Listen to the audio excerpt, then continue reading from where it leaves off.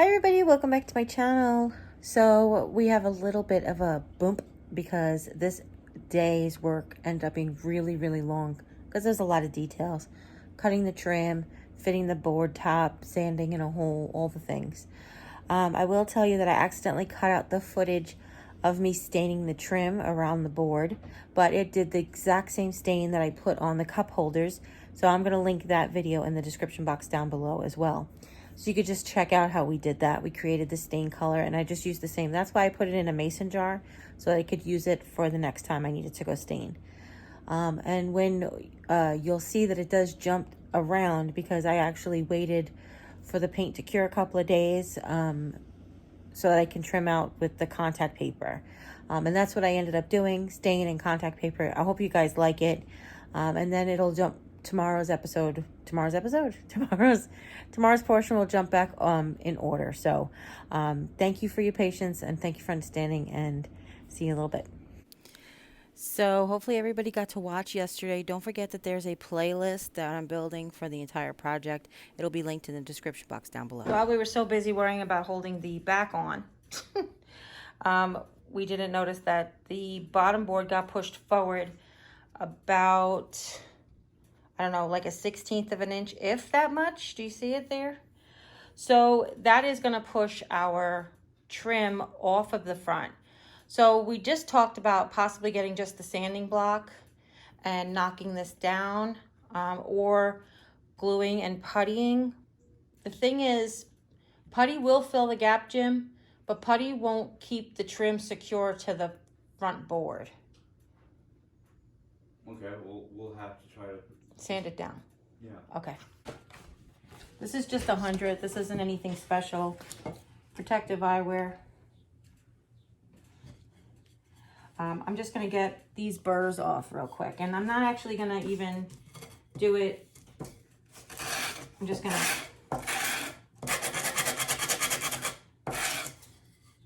100 is pretty gritty, you know. Let's see. So that's like that. And then I'm going to hit this really quickly with the outside of this, just to get any mill marks off. Just the outside. I'm not worried about the inside, unless the inside's got anything. Like if there's, like we knocked off that notch, if there's any notches on there, you want to knock them off. Otherwise, y'all good in the hood. See, just takes a second and a couple of passes. So let's do the same here. We've got this notch burr down here. I'm just gonna take a couple of passes. Let's see. This one's a little bit more difficult because there's a knot right here. Do you guys see that? That was a little bit of bad planning on my part. But since that is the underside of the cabinet, I'm not too worried about it. First, let me apologize for those of you who don't like the sound of sandpaper. But let me say you're welcome to those of you who do. So if you watched yesterday, I showed you that these pieces of board had little burrs on them. And what I thought was important to show you all this footage, because sometimes when you see somebody do a DIY and, oh, they have an amazing perfect cut, but that's not real life. I've been using a miter saw for 30 plus years, and I still don't always have a perfect cut. Even my dad, who is an expert, still didn't always have a perfect cut.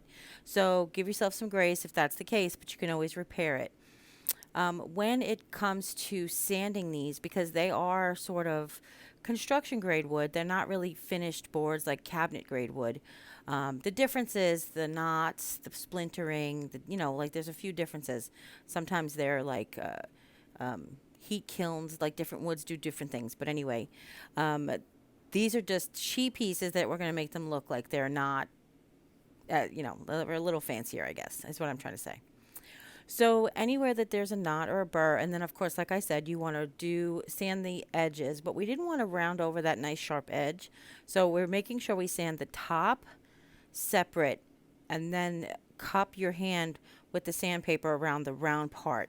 And then you can just go back and forth with the sandpaper. Now be mindful, because if your hand moves and the sandpaper doesn't, then you can go ahead and you can really like get a splinter or something. So just be careful, be mindful, hold on to that sandpaper. There are a couple of different tricks of how to wrap the sandpaper around your hand, but none of them really get a nice clean edge like wrapping your hand around the entire board. We could use the sanding block for this, of course, just as well. The sanding block that we were using, or that we're going to be using, excuse me, is like a foam.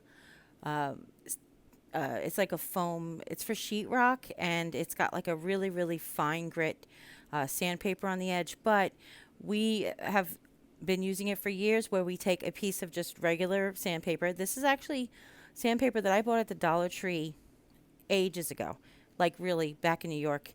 And it came with a different variety of sizes of sandpaper. So what we do is we cut strips just as wide as the board, and we just slip it over the foam piece and we squeeze it back on the foam. So now Jim is going to sand down that little tiny. I did really wanted to tell you it's probably more like 1/32 of an inch. It's really hardly a lip, but that little bit, when multiplied by the angle of putting the board up to the top, can really make quite a difference. Um, the way that we're going to add this trim is we're going to nail into the top and bottom boards on, at intervals like top, bottom, top, bottom. So we really want to make sure that they are flush with each other. Okay, so that's why we're taking extra precaution. Now, if you didn't watch yesterday's episode, this tabletop is made with two boards. The top one has a finish coat on it that almost mimics Formica. And when Jim was screwing in from the bottom to hold it on, we think that it must have slipped backwards towards him, and ever so slightly. When I went on to the other side to hold it, because I was on this side when he screwed this side first, and when I went on the other side to hold it, I realized that the edge was on an angle, and when I went to straighten it, I realized that the bottom board was kicked out a little bit. Now, here's the thing. It was kicked out so little that we could really have not drilled a new hole. It would have just kept trying to go back into that original hole. Okay? So Jim said, I want to do this. I said, okay. He is, I think like he might have found his new favorite thing to do with the sanding block. He actually said it makes him feel like his roots, that maybe he was, I said his roots in architecture, and he said he felt like he was a boat builder. So, okay. And then I said to him about I see him renovating an RV one day. So that's what this conversation is we're having. But he's just going back and forth. Just take your time. The other thing we talked about is when we lived in New York, my dad had a belt sander, which is very powerful, but it got ruined in the flood. And then I had a palm sander, which basically was not a circular sander. It was just like a thing that you held on and it vibrated. So you just have to stroke a little bit less across the thing that you're sanding. So that one was better for like finer work. But we have neither left after the flood, obviously. And we don't do enough woodwork to justify buying those pieces of equipment.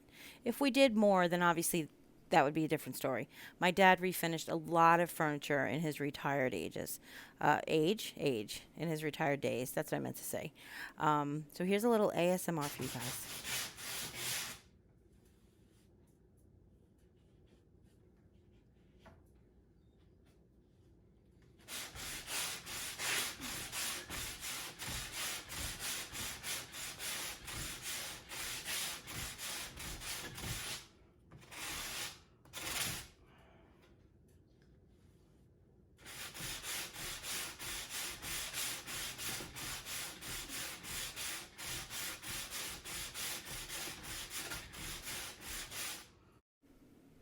So Jim's now saying to me that he feels like it's nice and even in the middle, and on his edge, but not on this edge. And this is the last edge he's working on.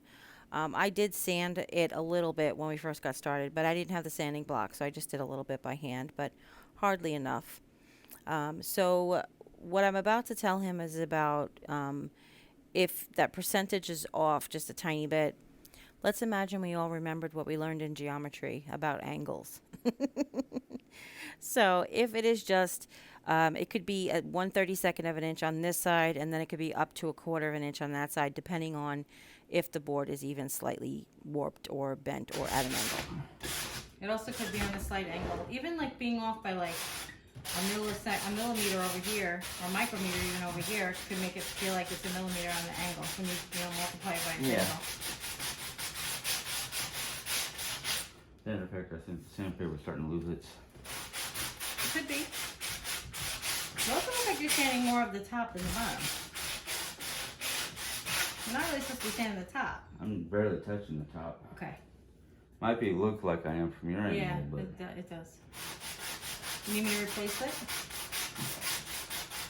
no, maybe if I just move the because I'm like right here. Turn it over. Ooh, that's kind of warm. Turn it over. It's No. just paper. Your handle. Oh, duh. Not duh. Sometimes the obvious doesn't get noticed. Oh my gosh, we had so much fun this day. But yeah, sometimes the obvious isn't obvious. So what I was just telling Jim was, instead of replacing the paper, he was mostly using the top half of the sander. I was just telling him to turn over to use the bottom half of the sander. And now he's just going, being patient, taking his time. He really was getting in the zen, I have to tell you. He said it was very cathartic, very therapeutic. So this might be more wood projects in our future. Let's see how, if cross your fingers if he can remember how much fun he had. So I'm not finding it necessary to sand the sides because this is MDF, or yeah, this is technically MDF. The stuff that we use anyway, it's a whole that's a whole other story. Let's not talk about that. This MDF, excuse me, is going to stay MDF no matter how much you sand it. If I filled it with wood putty, filled up all the cracks and made it level, and that would be different. I could have a nice finished edge, but MDF, if you cut into it, it's still MDF in the middle. So the smoothness of it is important. We're sanding it obviously to kick that little burr down that we actually accidentally made the bottom uneven with the top, okay? Now, I know leaving all of this sanding in seems like a complete waste of time to many people, but I felt like it was really important for you to see that even though this is in double time, how long it actually takes to just sand down that 1/32 of an inch of MDF using a hand sander. Now, because I think it's important because if a lot of you take on projects like this, first time using a miter box, some wood, as you saw with the trim, I took like 3-5 passes with the sandpaper and it was completely level. But other things like this that are dense, more dense plywood and stuff, then it's going to take a little longer. And I just wanted to give you that reality and give you any tips that we have. Definitely, I like the fact that he's trying to keep it as level with the boards as possible. He's trying not to create a natural arc. Kind of the same thing we do with spray paint. You know, we're told to hold the spray paint level to our project. So you want to keep it at 10 inches at all times, even if that means you have to move it around the project. The same thing with the sandpaper. If he was just to go back and forth and raise his hand off of both ends, it would naturally just create a curve. And that's what you want to avoid. So I'm just advising him to just go back and forth, keep his sandpaper perpendicular to the work and nice and level so we can get a nice finished product. And then, as you just saw, he just did there, he tested it along the way. You definitely want to test your boards to make sure that you're 100% flat up against whatever you're working on, whatever you're attaching them to, okay? What I'm using here is 1.5 inch bright finish nails. And believe it or not, I got these from the dollar store in New York. My dad was still alive, so it was over 10 years ago. That's where I used to pick up a lot of this stuff. Actually, it was a chain that was there in New York. It wasn't like the Dollar Tree or 99-cent only. But I was able to pick up lots of random boxes of screws and nails at really, just like $1 or $2 or whatever it was.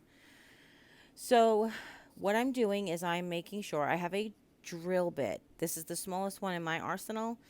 It is depending on the size nails that you have to put in, but you want the drill bit to be slightly smaller, if not exactly the same size as your nail. Because we're going to use the nails partially and then mostly glue, we're going to pre-drill. What I did was I just did the middle board. So I just basically leveled it with the top, had Jim hold it. Of course, you can clamp it if you're by yourself. Then I screwed in like top, bottom, and top, took it off, put glue down, took a foam brush, spread the wood glue evenly. Normally, you take the board and you move it back and forth to try to get some sort of grip on it. That works really well with gravity, but not so much with going on the side of something. But I just did it to spread the glue, and then I followed in with the nails through those pre-drilled holes. MDF, like many woods, when you go into the end of it, can buckle, can split, or can actually push up. So if you've ever seen like a piece of furniture that actually has like a little bump along the edge, that's most likely that whatever was screwing that together or nailing it together was not pre-drilled. So we want to make sure that we really take precaution in that.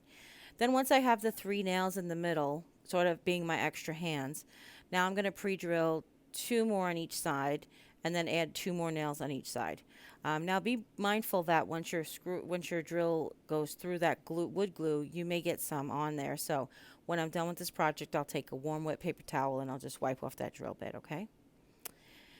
Now, the middle section, as these boards, I think I mentioned it when we were doing cup hooks, that the cup holders, that these boards aren't always perfectly straight, but they usually have some sort of give.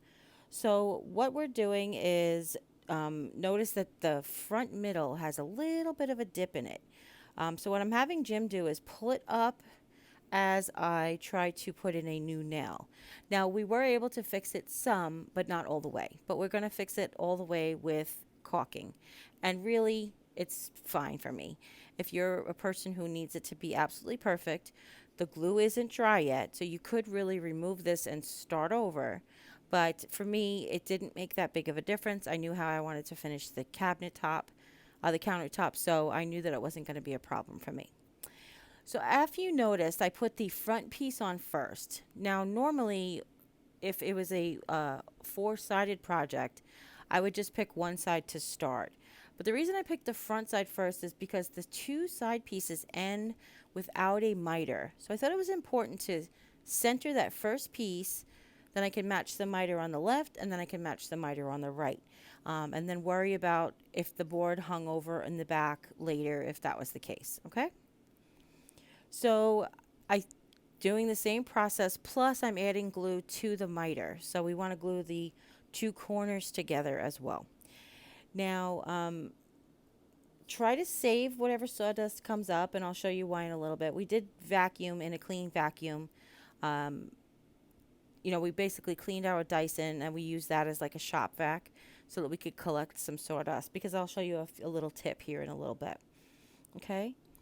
But be mindful if you have a knot as well. That's another thing. You don't want to try to nail or screw near a knot, because you could end up hurting yourself, not getting the nail in, possibly chipping or splitting the wood just by the sheer sensitivity around knots. Okay, and if you don't know, knots are pretty much usually where branches grew off of. That's all. Okay, and now we're going to repeat this on the other side, just from a different angle, just so you guys can see what's going on. So now you can kind of see underneath the cabinet where I have, like I told you, those nice round edges under there. So you want to just make sure that your miter is lined up nice and level. You want to be level with the tabletop, because that's nice square. And then pre-drill a couple of spaces, add your glue, spread your glue on your miter, and then add your board. Now it's a little harder to wiggle the sides because you can't go past the miter, so you have to just wiggle to the miter and to the miter and to the miter like that. Make sure you line back up again, and then go ahead and add all those nails into your pre-drilled holes. Now, I will tell you in a minute that I did not find it necessary to set these nails. These are really nice top. Like, the finished nails have a nice top on them, is what I mean to say. And they went in very, very smoothly. But you could, if you needed to, use a nail set, which is like this thing that they sell. It almost looks like a giant metal punch. And you can just set the nail in a little bit, fill it with spackle or wood spackle or wood putty, or you want to call it what you want to call it, and then sand and stain, okay? And here's how it looks. You can kind of see the grooves, the cracks, and how it doesn't exactly meet, and all its imperfections. So you can see here it's not perfect, but with a little sanding and caulk and paint, you will really probably not even notice. And because we use finish nails, you don't really have to fill the holes. There's not huge holes, but you could, if that's something that you want to get like a really clean edge to it, okay? Okay, so here's the last step for tonight. Here's all we did. You know, we had sort of a big seam here in the front, and what we did was after we cleaned up, we took all of the dry sawdust and we scooped it in. It will catch on that bottom board and fill in with whatever glue is still wet. Then we just wiped it down. Now we're going to take caulk, and this caulk is from the Dollar Tree. It is the Tool Bench brand. It is paintable. I had previously used it and I had a nail in there, so Jimmy just pulled the nail out. You massage it so that in case it gets separated. And then we're just going to put a bead of caulk wherever it needs to fill in the gap, okay? Now, the primary reason I stuffed the sawdust down that space was as you press the caulk in, it will tend to want to sink with gravity. So we're almost like with the sawdust creating, I don't know, like imagine when you're doing a flower arrangement and you put a foam block in there. It's kind of to not only to support the flowers, but it also elevates them up a little bit, kind of like that. All right. So now I'm just going over, like we said, sanding and then caulking. We're just going over again, trying to keep the top flat so that top piece stays nice and square. And then this caulk is so simple to use. I'm sorry it's going so fast, but it really doesn't take anything, to be honest with you. I know that the method is with a wet finger, but what I'm doing is I'm squeezing it in there and I'm using a dry finger to push it in all of the cracks. And then I'm taking a wet paper towel and I'm going over everything with a wet paper towel to get a nice smooth finish. Where are you going? Trying to angle it so I can just.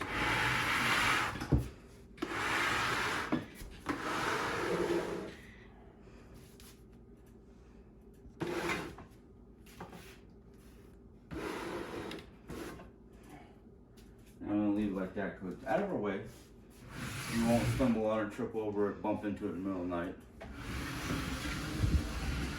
So we put our first layer of caulking down.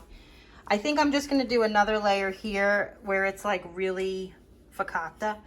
But otherwise it looks really good. And then when we paint it, it'll be like one piece and you never saw edges. And it's nice and round on the bottom here, so no catching meat. As my dad used to like to say. Now, I had told you in the beginning that I missed the staining portion, but this is what it looks like with just that stain on it. And it's not really stain, it's chalk paint watered down, so mixed up and watered down. But the reason I wanted to show you Jimmy moving with his foot, because this tabletop is only connected in the back. So we could technically pull on it, but why risk it? So I was like, just put your foot down on it and move it with your foot. Now, this Dollar Tree contact paper is what basically I bought it for this project. It reminds me of a very similar pattern to what's on my existing countertop, but almost in like a negative image.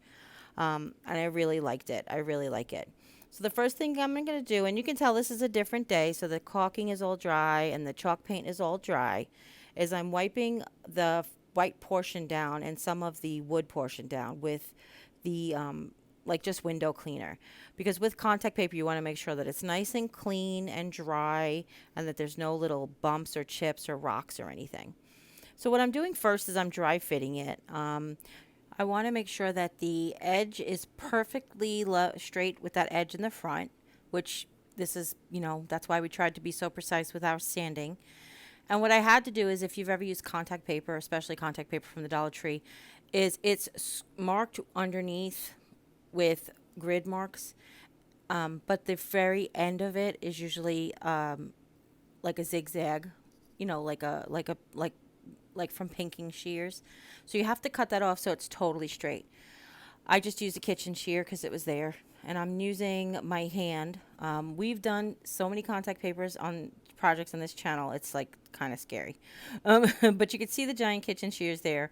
What I did was I wanted to overcut the other side. I didn't want to have to try to manage the whole roll. I didn't want the roll to accidentally fall on the floor and then try to manage that. Because you see how you have to lift it as you go. So what I'd always start with was one corner. I lay it completely flat. I use my body on top of the table to hold it down while I peel up the corner so it doesn't move. Now, it is technically repositionable, but really, like anything that's repositionable, it does lose its tack the more and more you reposition it. So I start with the corner because if I get the corner right, then the rest is right. But if I get the corner wrong, I only have to worry about the corner being less tacky, I guess is what I'm saying. So if you can use the back corner, that would probably be even better. But what we basically want to do is you want to lay it in place where it's going to be. You want to peel back that corner, pull the paper underneath and lay it down. Then put the corner in place while everything's still lined up. And then start pulling the paper back slowly underneath as you press down. You want to go slow, make sure you get no air bubbles. I get like air bubbles for like 2 seconds and that's it. And I notice them as soon as I wipe my hand. I take them right back out again. What I ended up using was a piece of that board that rounded over that really helped me just clean it up. So I wanted to show you when I get to the edge, I'm using my ruler, which just happens to be 18 inches.